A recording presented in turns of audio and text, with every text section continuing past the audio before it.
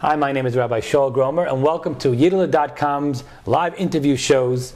Today we have with us Dovid Gabay, a renowned Jewish singer, and I have with me these two CDs we're going to be discussing with Dovid, about the CDs and also about him on a personal level. Dovid, let me just start off by asking you, have you had this aspiration of being a singer or vision of yourself as a singer all your life, or is it something more recent? How would you describe that? When I was heading into high school, I felt that I had a chukka, this craving for davening for the Amud and getting involved with, laning, reading the Torah on Shabbos and. Right. That's what was your life. Yeah, I felt that it was like, and just one thing led to another. I loved music. I loved niggin. I loved notes. Musical notes. How it came into my life. All my life, I'm hearing music in the house. My house always had music playing.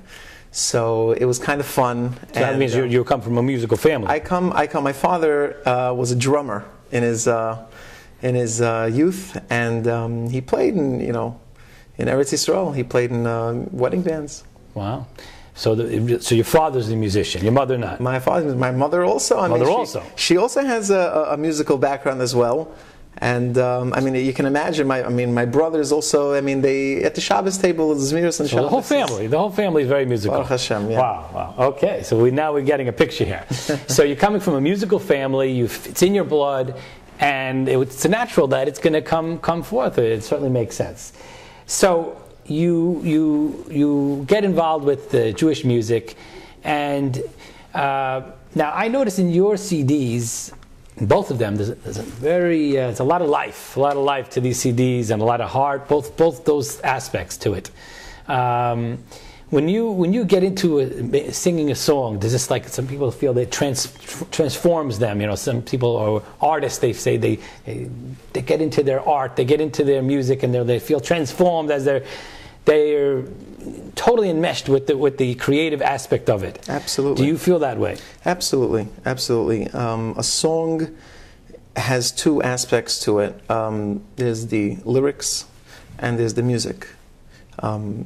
The lyrics is really the main issue when you're singing. It's the main component of the song.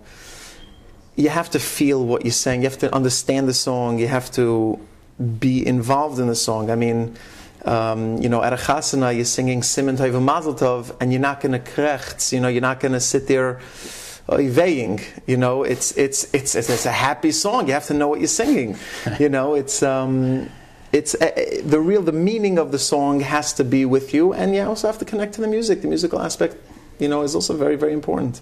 If it's a Leibedika song, you have to get into it. You have to pump away. So you must feel then that we have some very good composers out there who are really coming with some nice, tremendous guys on the market. I can list them off, and I can go on and on. There's so many talented guys out there. Wow, it's beautiful. Wow. Well, and they're all looking for somebody like you who's able to take what they have to offer and take it to that next step, which is a CD that everyone's attracted to. That's excellent. Let's talk a little about this CD. This is your first CD. It's called Gabay. Gabay. Now, obviously, since your name is Dovid Gabay, that is playing on the Gabay aspect. But what's interesting is that you would kind of admit, I would agree that song seems to have caught on a lot in the minds of people like Gabay. Baruch Hashem.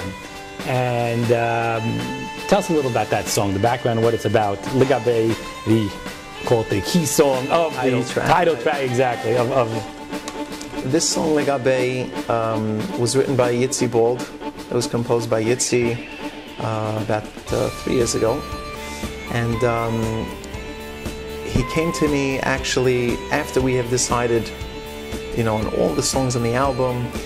And originally we were going to go ahead with the album as is, and he calls me up and he says, I have a tremendous song for you. And I'm just not sure, with the words and everything, how we're going to go about this. and he starts singing me the song, diggy diggy da dum, diggy diggy da dum, diggy diggy da dum, boy re oilom bekinyan, and hashlem ze habinyan, and basically, it was a wedding theme, and I said, I love the words, and I love the tune. And I'm just not sure if it's the shidduch, if the shidduch is right. And he says, 1 second. You have to listen to the high part. Diggy diggy dum le Gabay. Dovid Gabay. That's what he sings. And I was laughing, as he was. He obviously, But Baruch Hashem, and then we were sitting and making a concoction of this Ligabay word, and we said, why not play on the word Ligabay? And he came straight up with this idea, and we went and we had a search done on the Ligabays of all the Ligabays of Shas. Wow. Ligabay, the word Ligabay comes up a ton of times in Rashi, in the actual text of the Gemara. And Baruch Hashem, in the Gemara in Yuma, it says, by the Kohen Gadol, Ligabei avodas hayoim zorizu, right? Regarding all the avodah that the Kohen Gadol has to do in Yom Kippur, he's a zoriz and he knows what he's got to do, and he does it. And he does. He gets it done. So we really can take a lesson from this Kohen Gadol on Yom Kippur. The Gemara there was wondering what he has too much work. Yeah, right? Exactly. The Gemara there. Yeah, the Gemara there is the Gemara's worried. Maybe we're giving him too much avodah to do. There's mizbeach and shechting and so many things that are going on, that maybe we shouldn't give him so much stuff, but somehow he gets it all done. Somehow he gets it all done. So, like us, we should know our duties as Yidden, as Jews, all over the world. Whether it's a woman lighting Shabbos candles, whether it's a bacher wearing his tzitzis while playing basketball. If a person knows what he's got to do, then then he'll get it done. That's it. Very nice. So, in fact, I found it very interesting when I was listening to that song. We're talking about how the Kohanim are so zoriz, right, that the song itself is a quick zoriz. It's a quick paced song, right, perfect there for the idea of Ligabay. The zoriz, and it's a quick. And I would say maybe the majority of the songs are on a quick pace. So it's absolutely. That's the way I feel when I put an album together. I always felt that the album should be more on the fast-paced side. An album obviously has to have, beautiful slow nigunim and for inspiration. But I always felt that there's no chisaron in people having what to cry about today.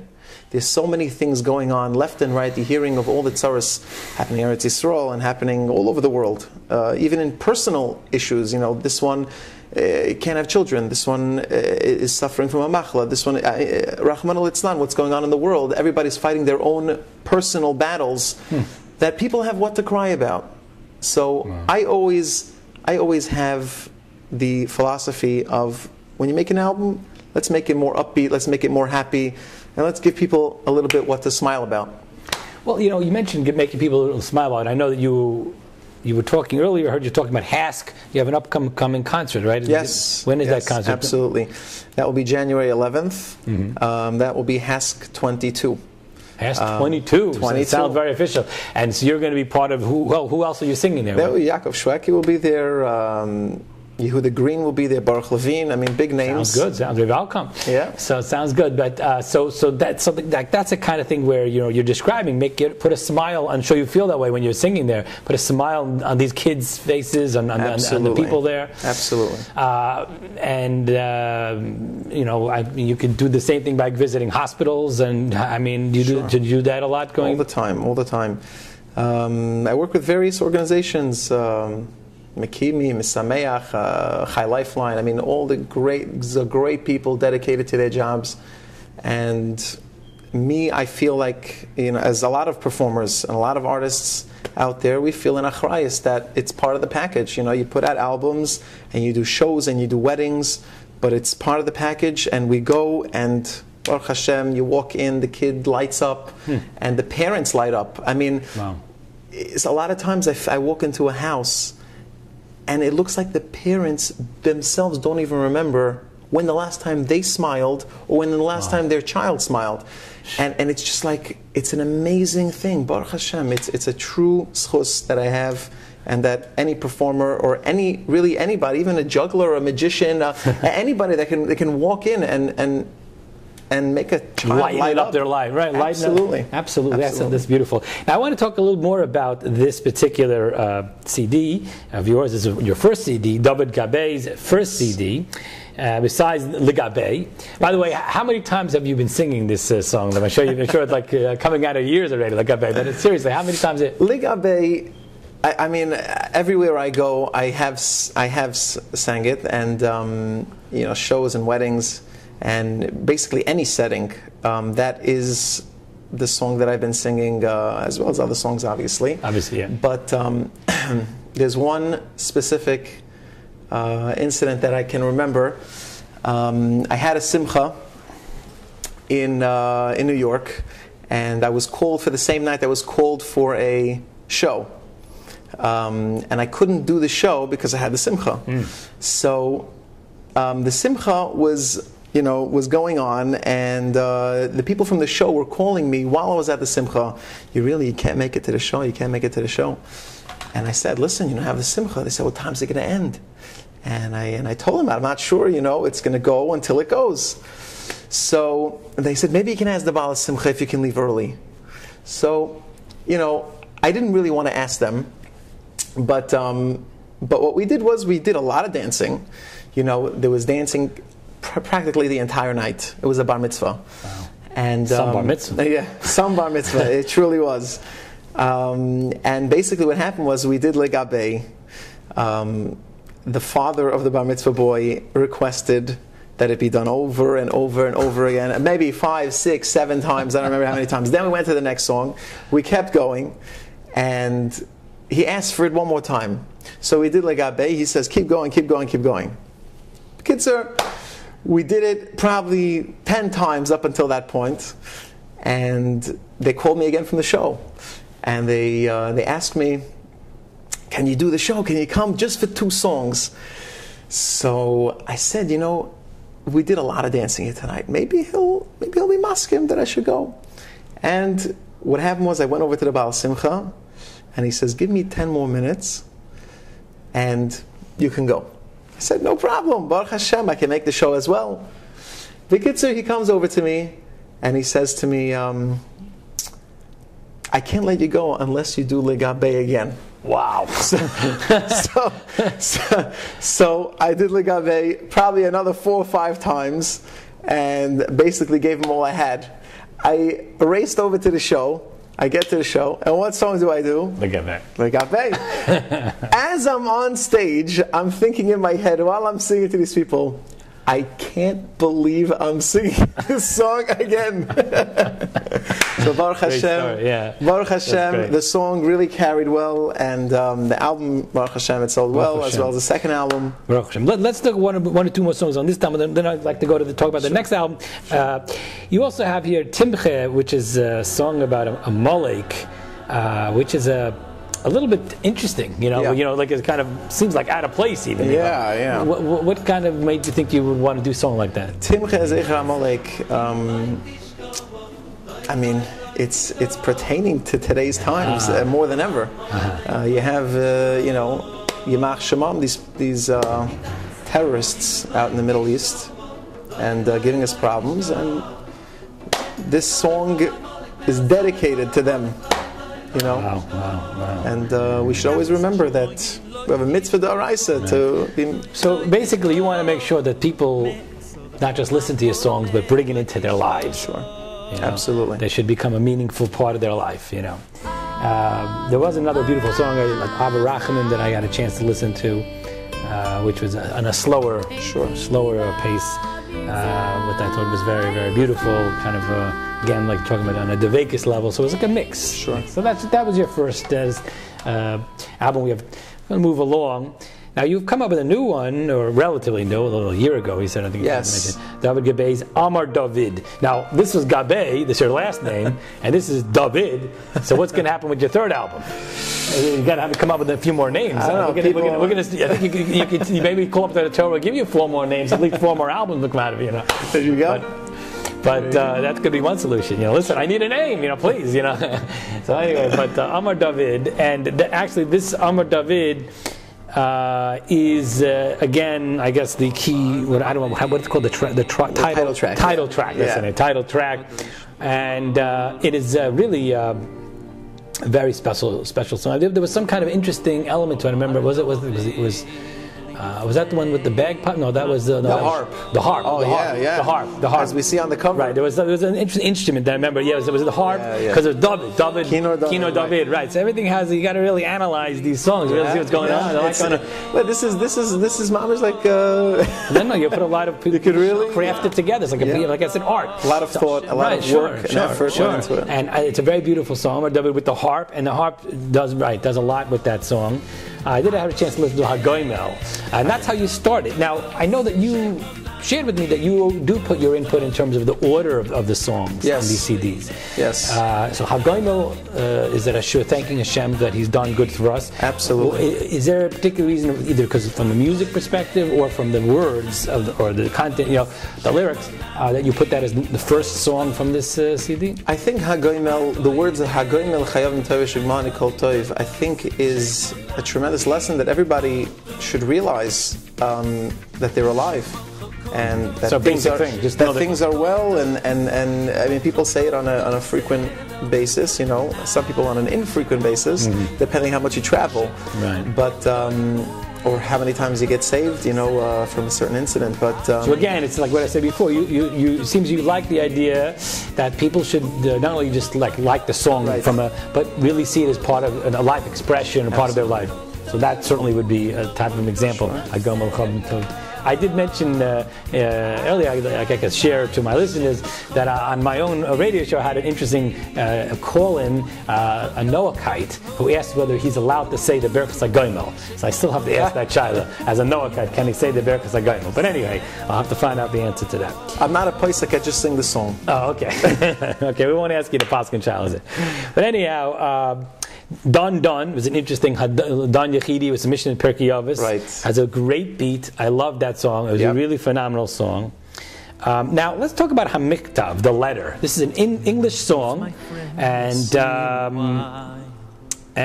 tell us a little about that song. Let me just first of all show everybody. This is Dovid Gabay. Amar Dovid. You see the harp here. Amar Dovid. Okay. Yes. The letter is a song. It's a person writing a letter to his chaver, to his friend, that he was with in yeshiva a while ago. They haven't seen each other in quite a few years. Right. He hears that his friend is doing well. He's married. He's running a business. Everything good. He's good, Baruch Hashem. But there's one thing that is weighing him down, as the letter writes, like an anchor below sea. It's mamish pulling him down. And where's that phrase from? You're just making that up? No, that was a part of the lyrics. Anchor below sea. That's an anchor below sea. That's the way the song goes. And the tzara that this person is experiencing is the fact that he can't have children. This person writing the letter also can't have children. And we know that there's a chazal that says kol mispal v'at chaveroi v'hu tzarich lo isa davar, which means that a person that's davening for somebody else and he needs the same thing, he's answered. So this person writes the letter and he says, instead of davening for yourself and instead of going through life as you are, let's change things up a bit, because I'm also going through a tzara, you're going through a tzara, we both can't have children. Let's daven for each other. And maybe the Rebbeinu Shel Olam will hear this bakasha, it'll really hit home and will break through the gates of heaven. And Baruch Hashem, I mean, at the end of the song, they both have children. Now this song, even though the names were changed and certain details were changed, this was based on a true story. Yeah. Now, I think you mentioned something about a website that was came about as well. Tell us about that. There is an organization that was started. It's called the Daven for Me organization. What's it called? Daven for Me. Daven for Me. The Daven for Me organization. Daven for me, and I'll daven for you. That's what the organization is called. That's the name of the organization. Yeah, the website is davenforme.org, I believe. Davenforme.org, okay. There was a certain gentleman that had a son that was not well. And he heard this song, he was very, very inspired. And he started an organization that people should daven for each other. So basically what it is somebody comes to the organization, they want to, join the organization, and let's say the person is on shidduchim, and they've been going out for a while and nothing's happening. So they go to the organization because they want somebody to daven for them. So they give them a name with somebody that is also having issues with shidduchim.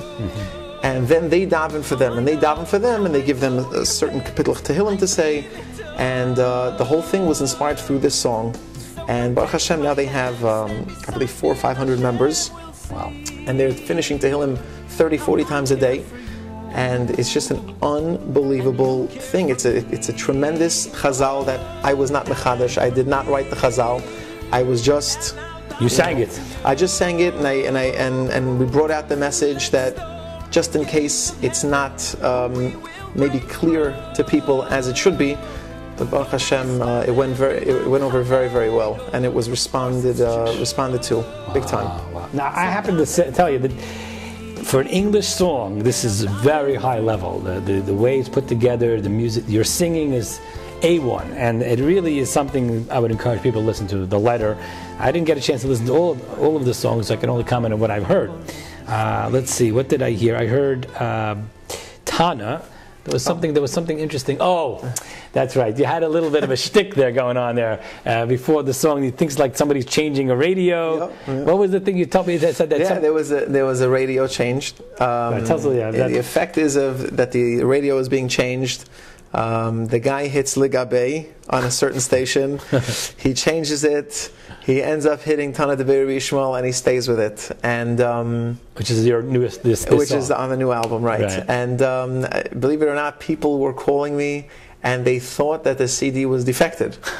The first time they heard it, they couldn't believe it. They couldn't imagine that what just happened. It just went to radio. So it was like almost Kedei Shatinoik Yishalo, right? It's a very funny thing, yeah. Okay, so that you really that's good. So that's and Nagila, of course, was a very good wedding, beautiful way to end it with the. And I like the fact that it starts with Hagoimel, that Hashem is helping us out, but then you're all joyous, at the end Nagila, end up in high. I thought it was very interesting. You shared with me that there was a slogan that you've been using when in Eretz Yisrael. This was generally recorded. Right. Most of it was recorded in Eretz Yisrael. Right. Maybe you want to share us with that. Yeah, the slogan for the album Omar Dovid was Dovid Hamelech Amar, right? And Dovid Gabay Shar. Dovid Hamelech Amar, Dovid Gabay Shar. Yeah. So really the whole album comes down to the basic message that the Ribbono Shel Olam is running this world. There's no way to dispute it. We see it on a daily basis. Hagoimel, Don, Omar Dovid. That's like the overriding thing. All the songs, even Tana Dovid Yishmael, which is a more, nowadays type of song. Tana Dovid Yishmael.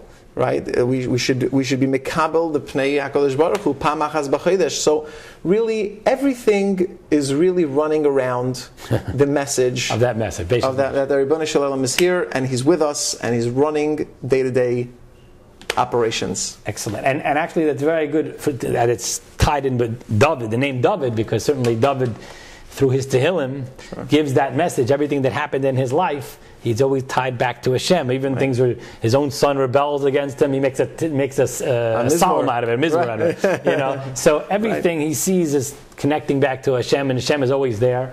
So that really is perfect for this name, Omar Dovid. And I like the Omar Dovid, Dovid Hamelech Amar, and Omar Dovid, and Dovid Gabay Shar. Dovid Gabay sings, Dovid Hamelech says it, and Dovid Gabay sings it. Excellent. This has been a great interview, just to get a little glimpse of one of the great singers out there, Dovid Gabay. And I want to ask you, in terms of the people who are listening to your music, have you gotten what kind of feedback you've gotten from people, and in terms of overall, from this CD, the other CD, from your singing, or any particularly in general, see the information, anything that people have given to you, statements people have said that you might want to share. Yeah, absolutely. I mean, in a general aspect, I think people take away from an album what they want to take, right? It's almost like selective hearing. People that need to be inspired, they need that, they're searching for it. It's almost like when a person needs a certain vitamin, he has that craving for iron or for vitamin B, or for, if a person needs a vitamin C, he grabs an orange, it's what the body is telling him what he needs. So I think when a person hears an album, he sort of takes what he needs from the album, whether it be an inspiration or whether it be just an entertainment. A person needs that liveliness. Wow, that's a great. I love that analysis. Yeah, I think analogy actually. Yeah, it's beautiful. The fact that you mentioned we started our interview, you mentioned that you come from a musical family. Is that to the extent that they're also composing or singing out there? No. But they're big supporters. I give, to the family and to very, very close friends, I give songs that, sometimes people send demos, as compositions, possibly to, be on the next album. Right. So when I feel that there may be something that could be, could be for the next album, so the first person I let hear the song, after I like it, first person I let hear is my wife. She's got a tremendous input. And she's musical as well. She's definitely musical. She really, she really gives me her perfect, honest opinion on and you know what? In a way, it's good to hear opinions of not people in the business per se. It's good to have the regular opinion, and she's the first person I go to. My parents, brothers, their family, friends. These are people that I want to hear their opinions about, and that's where it gets launched. That's the launching pad. Absolutely, that's where it goes out. Interesting. Well, when I keep looking at this Kinor of Kinor Dovid, I was thinking, David Melech, when he was playing his Kinor. We know that he was making Shaul, happens to be my namesake, Shaul, there you go, David and Shaul here, there you go. But playing his music so Shaul should be lifted up. That's right. And so this is certainly very significant that you're taking on. Your name is David, and you're taking this path of lifting people up. Sure. Through your music, as you said before, the vitamins that each person needs to get them out of whatever state they're in, whatever mindset they're in. And it's a great thing to be doing in this world, to make people happy, to give them those vitamins. Not, of course, there's doctors who focus on the physical vitamins, sure, but these are different kind of vitamins. These are vitamins that go into the heart and goes into the emotions, and it really affects the mind as well. Sure. And we're very blessed and fortunate to have people like yourself who not only are talented, but are also sensitive to the people that you're singing to and that you're singing with, and really want to see the good. It seems to see the good. Timcha Zecher Malik means you want to get rid of the evil. Right. So we should bring in the good. Exactly. Get rid of that evil. Get more joy, more good. And I just want to, wish you Hatzlocha, and Yes Hashem, we should see more CDs and continue to see more good coming from Dovid Gabay. Thank you very much. Thank you.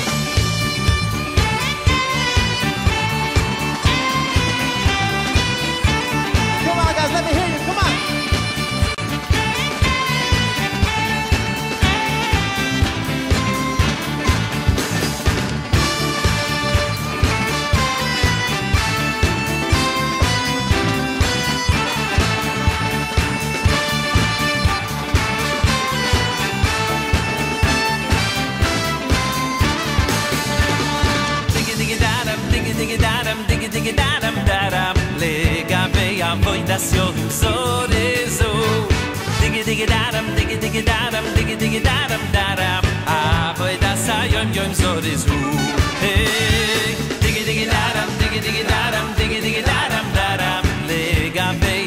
avoidación sorizo. Digi digi daram, digi digi daram, digi digi daram daram. Avoidação yom yom sorizo. Digi digi dam, digi digi dam legambe. Avoidação sorizo legambe. Wow, digi digi dam legambe. Avoidação sorizo legambe. Digi digi dam legambe. Avoidação sorizo legambe. Wow, digi digi dam legambe. Avoidação sorizo legambe.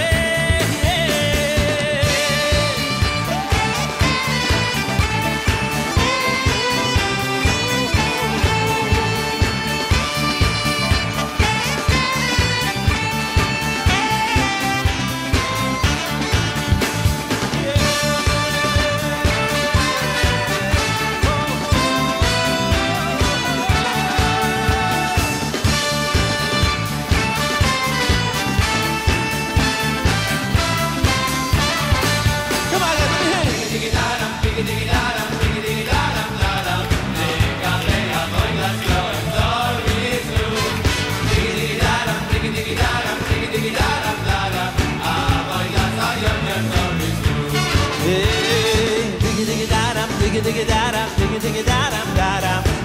Gabay avoidación sorizo.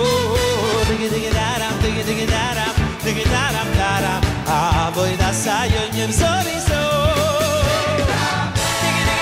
Digi digi dam legambe. Avoidação sorizo legambe. Wow, digi digi dam legambe. Avoidação sorizo legambe. Digi digi dam legambe. Avoidação sorizo legambe. Digi digi dam legambe. Avoidação sorizo legambe.